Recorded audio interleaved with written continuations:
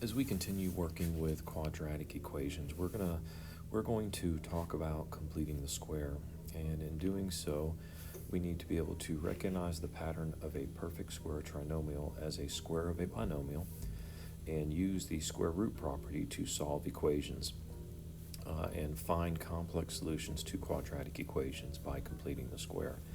And just as quickly, we have dealt with perfect trinomial squares in the past in algebra, so that should be familiar as we talk about it. And then the square root property, we're going to talk about that more, but when you find the square root of something, you have a positive and a negative answer, and that's what this is indicating right here. Plus minus, that means a positive and a negative, and we'll see more of that here in a minute. And then finding the complex solutions to quadratic equations. And the complex solutions are, in the past, we have never, if we had the square root of 4, it would be the square root of 2 times 2, which of course we would say 2.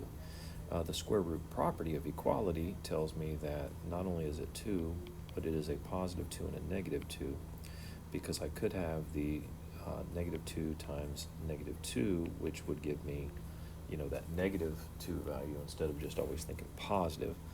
And then finally, when we did this and we said the square root of negative 4, we would say no solution. We put that in the calculator, it comes up error because there are no two numbers that when I multiply them together, no number when I multiply it times itself will give me a negative. So that's why it became no solution. And we're going to create those we're going to use what we did with complex numbers, and we're going to be able to identify that as the square root of 4 times the square root of negative 1, and we have already identified that the square root of negative 1 is going to be I. So we end up with, bringing this down, we end up with solutions that look like plus or minus 2I, if we tie our square root property in with our complex numbers. So just looking at some vocabulary, of course, the perfect square, trinomial, binomials, the square root property of equality, and the square of a binomial, the plus minus here, and then of course this is going to be our standard form of a quadratic equation, and we have to remember that because we are going to be talking about a lot about A, B, and C, remembering where they are in our formula, or our standard form of the equation.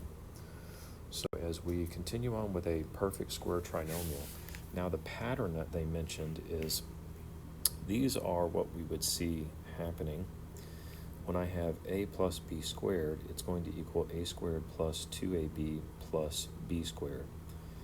Well, that's sort of abstract, right?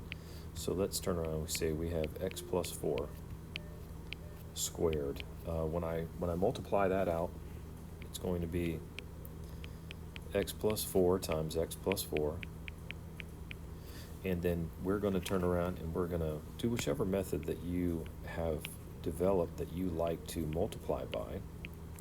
And it is going to look like x times x plus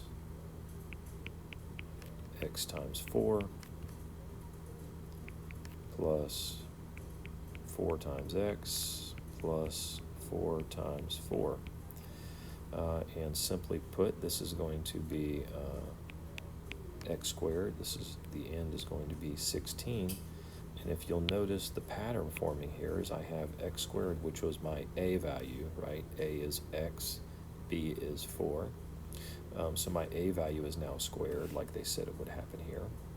My b value has been squared, which they said would happen here, and now 2ab. Well, 2ab, well, we have 1x and we have 4 as my ab, and then we have it once and twice, so that's why we come up with 8x, because that is 2 times a and b. So that x squared plus 8x plus 16. And these are just, that is the pattern it forms, and it is just being able to recognize that pattern because we also want to work backwards from that pattern. And here to do another example, we have, maybe we'll take 2x minus 3 squared, and if we look at this, I have a is going to be, a is 2x, and b is negative 3. So if we just fill it in, I have a squared, which is going to be 2x squared, minus 2 times a, which is 2x, times b, which is negative 3, plus b squared, which was, we said, negative 3 squared. So remember, this is going to be, we square both items in here. We're going to square that. We're going to multiply all of this out. And my answer is going to be 4x squared. A negative times a negative is going to be positive, so I'm going to have a positive 2 times 2 is 4. 4 times 3 is, 4 times 3 is, drawing a blank, 4 times 3 is 12. And then 12x, because I have to bring my x down, plus, because we're going to multiply this negative times itself, and that's going to be plus 9. So there you go. That fits the form of using this modeling pattern. So that's what we need to recognize. And of course, going backwards, you know, I want, you know, to think about it and recognize that, well, okay, didn't mean to do that. I want you to recognize that, well, this is a perfect square. This is a perfect square. So there's a good chance that that came from a binomial square. So being able to recognize those two things on the end of your trinomial will help immensely. So if this is a perfect square, I could say, well, 4x squared, well, that would be 2x, and then 9.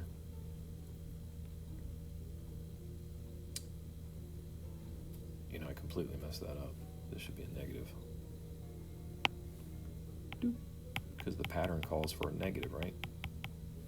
Because the negative is going to be driven right there. The pattern calls for a negative.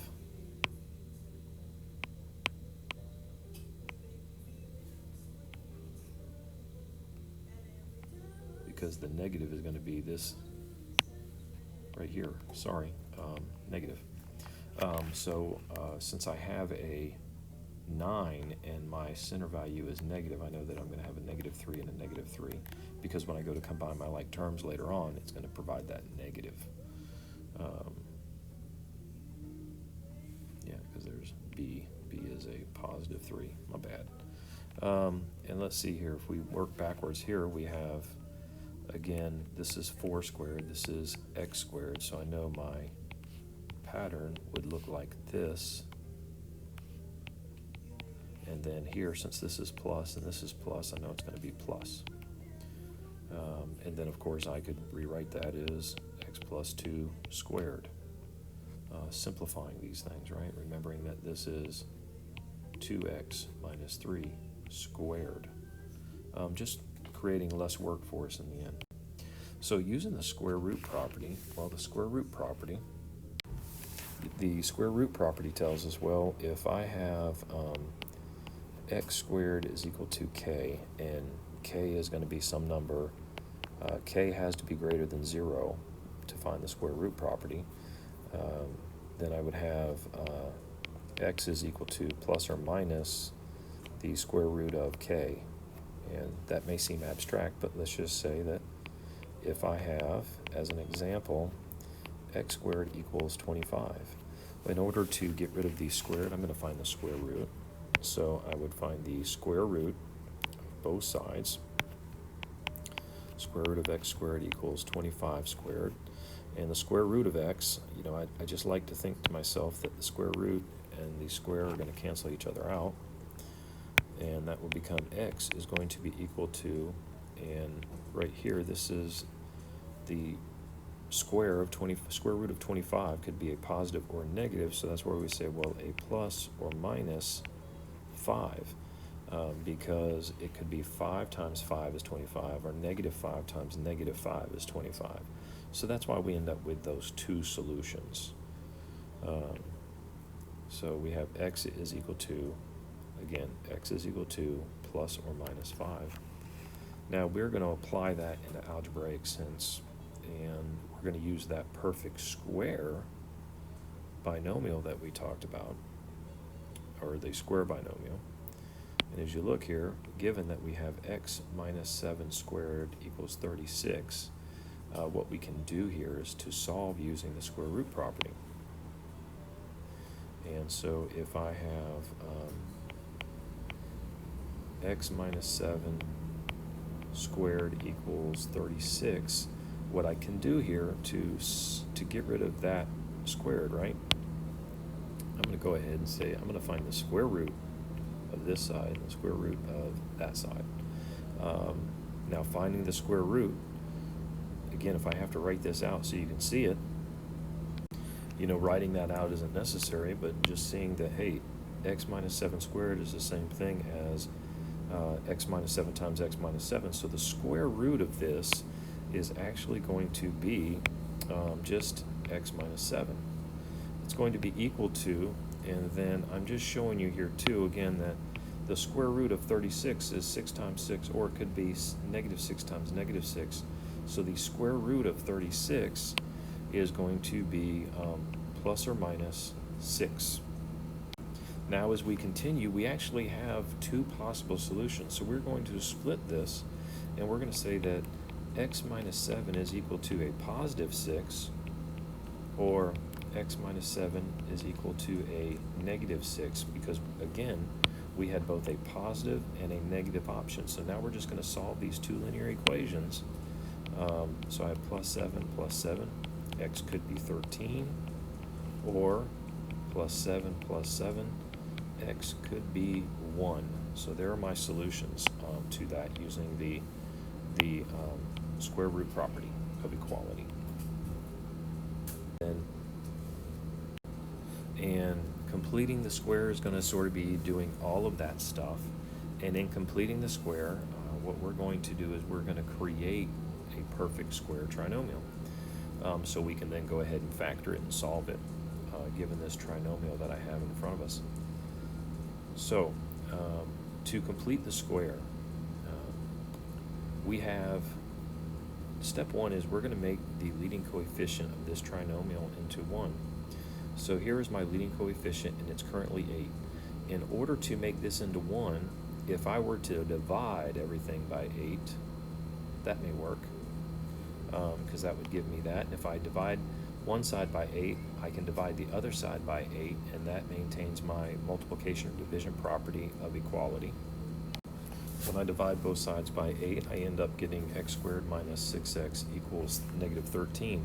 Okay, so my leading coefficient is 1, and then step 2 tells me variables on one side, constants on the other. Well, okay, all my variables are on the left and my constants are on the right. So there we go. That's what they're telling me to do. Step 3, form a perfect square trinomial. Well, what they're asking me to do is turn this into a perfect square trinomial, and that is the reason that I left a little bit of room here, because I need to write something in, and this is going to be the big thing here. C is going to equal 1/2 of b squared. And if you think about it, what is 1/2 of b? Well, my b value right now is 6. So 1/2 of 6 is going to be 3 halves, 1/2 of, sorry.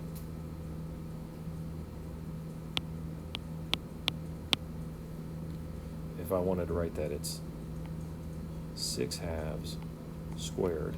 And I'm throwing a couple of extra steps in here just to see the math. Plus 3 squared equals negative 13. goodness, if I added something to one side of the equation, I have to add it to the other side of the equation, correct? Because otherwise I am, not creating an equality. So this is x squared minus 6x plus 9 equals negative 13 plus 9. Doing some simplifying here, I have equals negative 4. I want you to recognize here that this is going to fit the format of my perfect square trinomial, so I can go ahead and factor that, right? It says form a perfect square trinomial, which I have done, and then I'm going to write the perfect square trinomial as a binomial squared. So hopefully you can recognize that as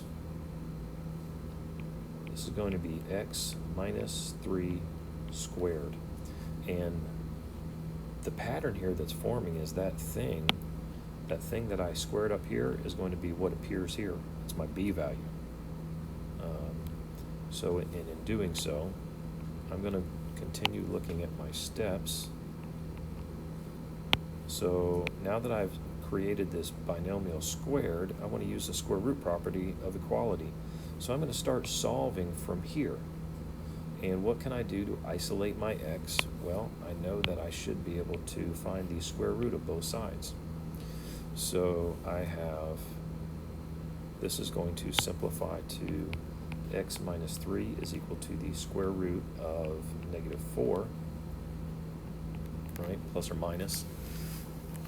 Now, let's see here. Now we have that linear equation, so I'm going to have x minus 3 is equal to the square root of negative 4, or x minus 3 is equal to the square root, the negative square root of negative 4. So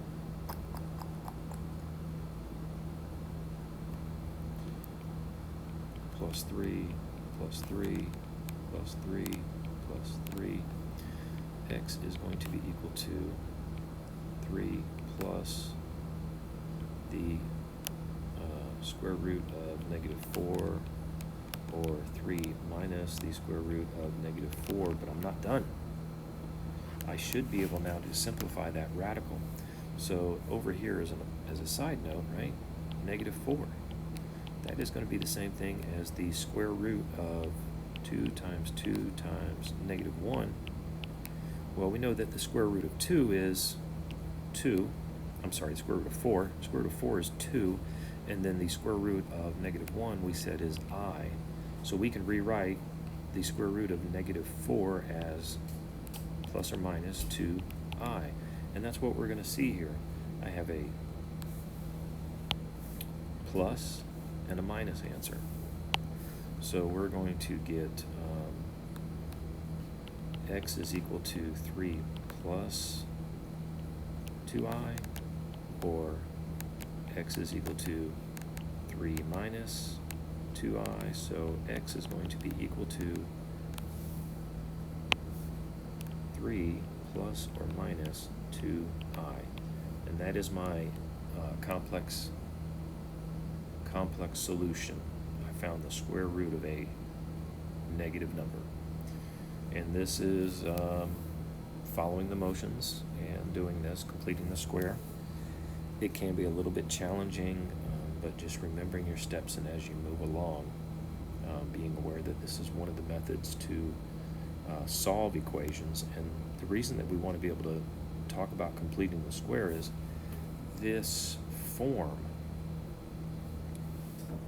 of a quadratic equation right here, getting to this point is very similar to the vertex form of a quadratic equation, which helps us with some of its characteristics, especially when we start doing transformations.